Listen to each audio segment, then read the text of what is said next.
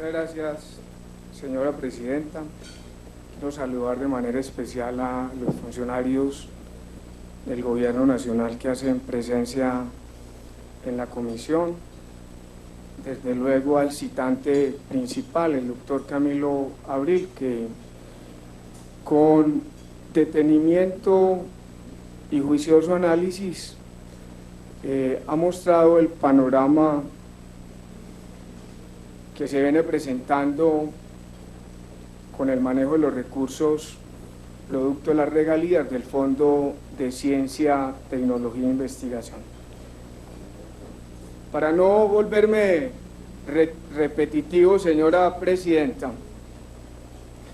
quisiera hacer dos reflexiones puntuales, que desde el trabajo de control político que con mi compañero Mario Castaño venimos realizando en la Comisión Legal de Cuentas, y que en pasada reunión de esa célula en la que hicimos un debate muy similar al que está planteándose hoy en el seno de esta Comisión Cuarta, en el que le preguntábamos al Contralor General de la República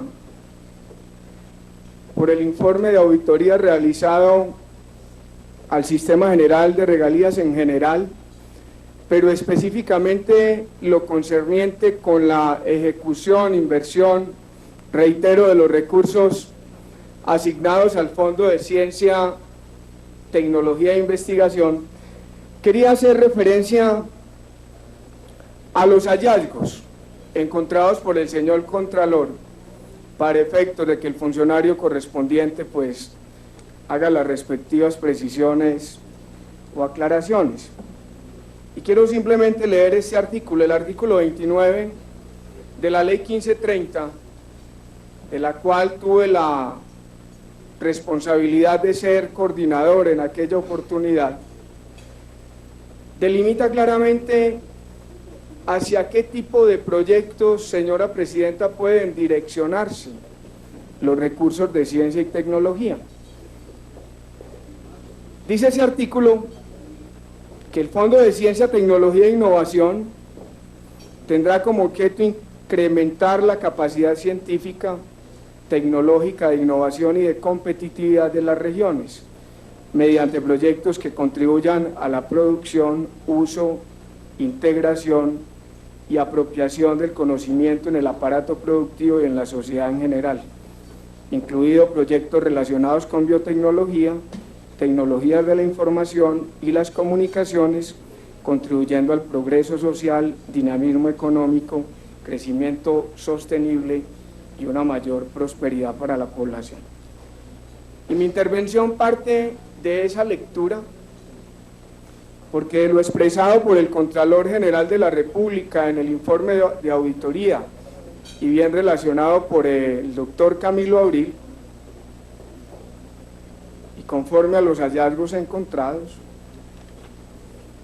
surge una gran preocupación. Y esa gran preocupación, señor director, corresponde a si efectivamente los recursos del Fondo de Ciencia y Tecnología están siendo destinados a lo que plantea el marco de la ley reglamentaria del acto legislativo 05 que crea el nuevo Sistema General de Regalías. De acuerdo a lo que dice la Contraloría General de la República, lo que se observa en la inversión de estos recursos es demasiada dispersión generada no por la norma, Camilo, sino por la categorización que la Secretaría Técnica y Colciencias han venido dándole a este tipo de proyectos. Y se dedicaron a interpretar como si se tratara de la Corte Constitucional los artículos de la ley, señor director. Y perdóneme que sea tan duro, pero es que ustedes definen ahí cerca de 17 categorías. Y en esa definición distribuyen todos los proyectos, los cerca de 271 proyectos que a la fecha han sido aprobados, o por lo menos a diciembre de 2015, porque esta información es a 31 de 2015, hago esa claridad. Establece también, además de esa primera inquietud, la Contraloría General de la República, Camilo, que el 77% de la ejecución de los recursos la han hecho las gobernaciones, el 33% restante, las universidades públicas, Findeter, Ruta N, Corpoica, Instituto Amazónico de Investigaciones Científicas, entre otros. Y planteo eso porque cuando uno observa quién es el ejecutor de los recursos, pues no toda la responsabilidad puede cargársela a Colciencias. Efectivamente, Colciencias tiene una responsabilidad en el control, en la verificación. De cierta manera, señor director, después chatea, en la supervisión del objeto contractual de los proyectos a los que ustedes certifican en esa Secretaría Técnica porque cumplen los requisitos establecidos en la ley.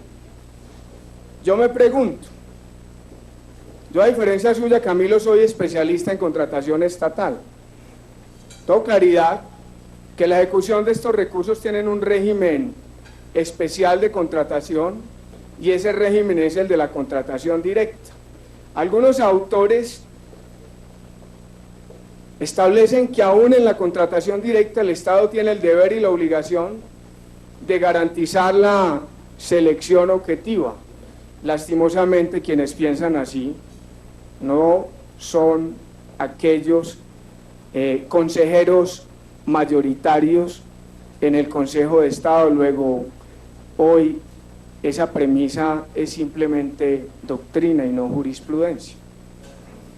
Sin embargo, hay algo que no me quedó claro, doctor Camilo, es si eso cerca de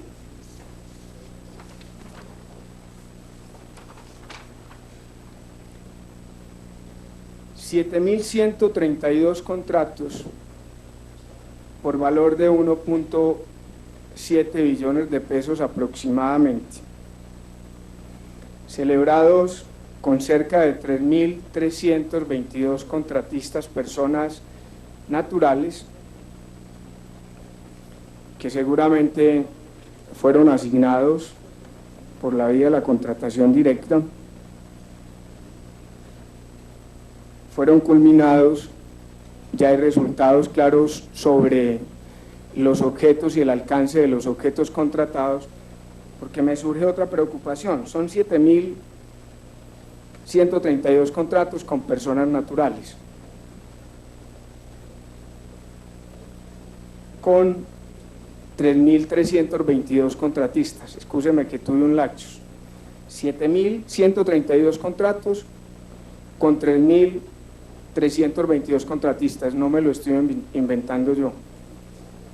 Está aquí en este informe de la Contraloría General de la República. Cuando uno observa eso, y se trata de contratos con personas naturales, pensaría uno que se tratara de contratos de prestación de servicios profesionales, aduciendo como elemento, Camilo, para efectuar la respectiva contratación, las calidades individuales, personales, profesionales superiores de aquellas personas con las que se contrata. Y suponiendo que por esas virtudes especiales que están por encima de la generalidad de los profesionales, pudieran ese tipo de personas dedicarse a desarrollar actividades concernientes relacionadas a temas de investigación, ciencia y tecnología. Mi pregunta es, ¿por qué a lo largo de estos años, si se ejecutan 1.7 billones de pesos, se celebran 7.132 contratos, solo con la mitad de los contratistas. ¿Será acaso, señor director, que faltó planeación y que tuvieron que repetirse esos contratos porque el término de ejecución definido para tales efectos inicialmente no correspondió a la necesidad del objeto del alcance contractual referido? Yo quiero que me aclaren por qué se hacen uno o dos contratos con un mismo contratista y contratos personales. Y eso simplemente para finalizar diciendo, no me voy a referir a lo de las personas naturales, jurídicas, porque es una circunstancia similar a la que sucede con las personas naturales. Fueron cerca de 1.977 contratos con la mitad de contratistas. Eso lo lleva a uno a suponer que con un contratista hicieron uno o dos contratos. Eso me lo aclarará usted en el informe de la Contraloría, no está claro. Tampoco percibe eso el doctor Abril en su intervención, pero sí me surge esa inquietud por la información que el Contralor nos entrega. Todo eso simplemente para expresarle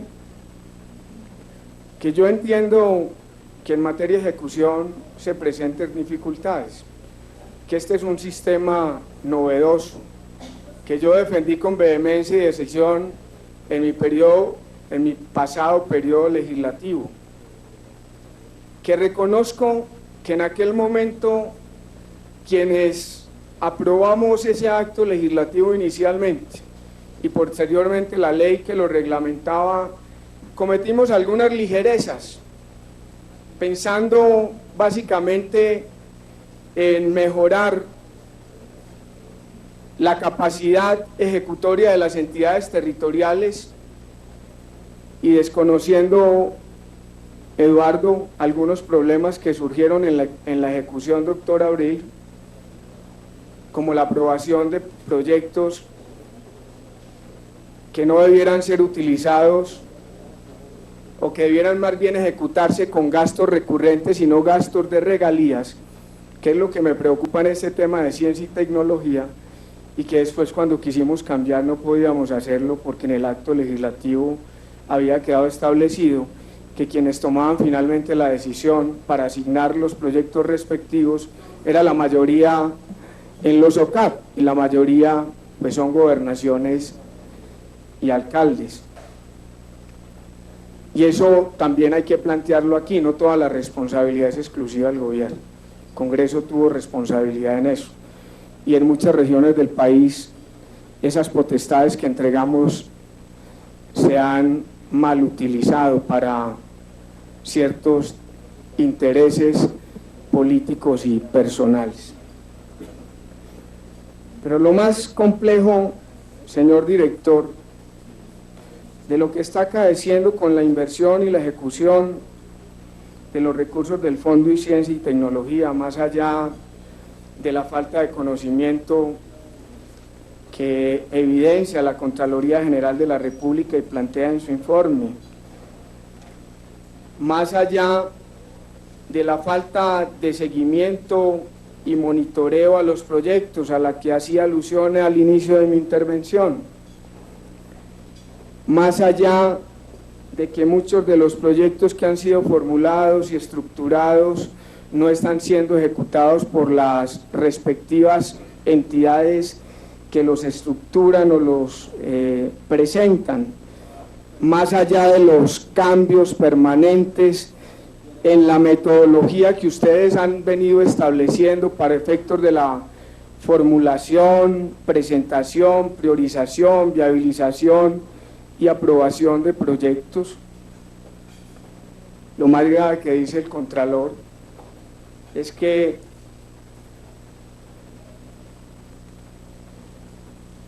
el 76%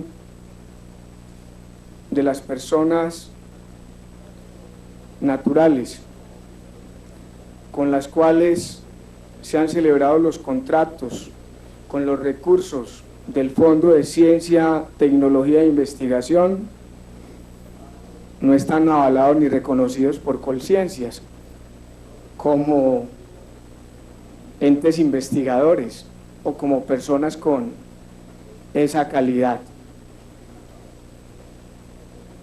Y eso equivale al 34% del valor de los contratos, a cerca de 591.000 millones de pesos, mi querido doctor Camilo Abril.